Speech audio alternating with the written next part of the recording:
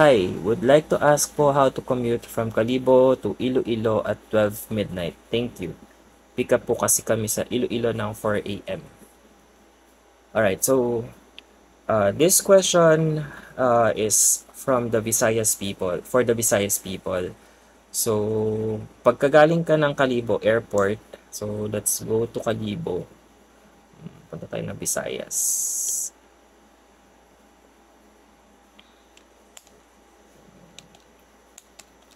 Kalibo Airport.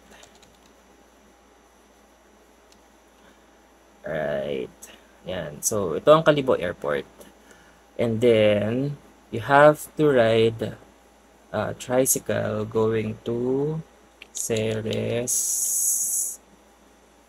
Terminal Kalibo. There.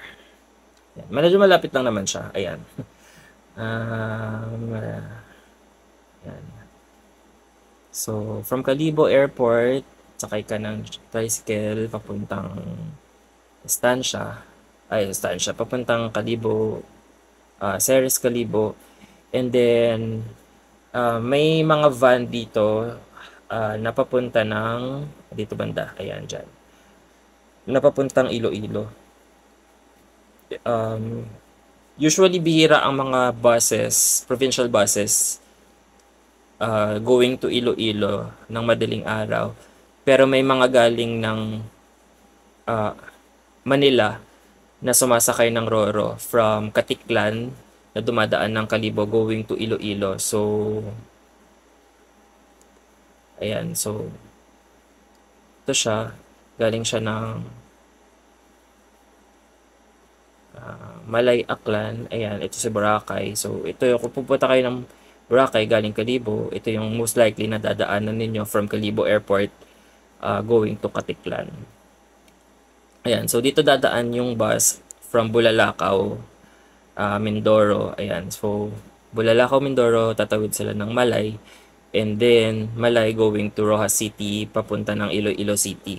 So, yan yung generally na daan nila. Yan. So, bihira lang ang dumadaan ng madaling araw. So, your best option is van. Kung may mga van na nakapila doon sa terminal. Alright. So, ilang oras ang biyahe going to Iloilo? Nasa 1 to 2 hours from Kalibo. Medyo malayo kasi ang Kalibo papuntang Iloilo. Ayan. So, ayan, 3 hours.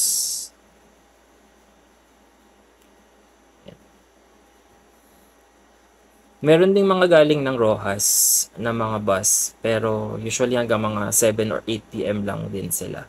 And karamihan ng mga bus na dumadaan sa Rojas ay galing din ng Kalibo at Katiklan.